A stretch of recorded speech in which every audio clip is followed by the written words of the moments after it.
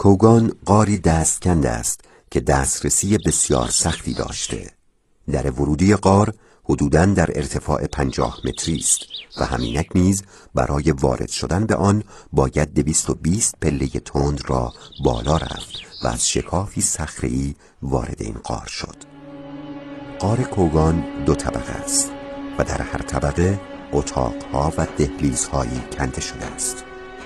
برای رسیدن به طبقه دوم باید از نردبانی به ارتفاع حدود 3 متر و از میان دالانی سنگی بالا رفت.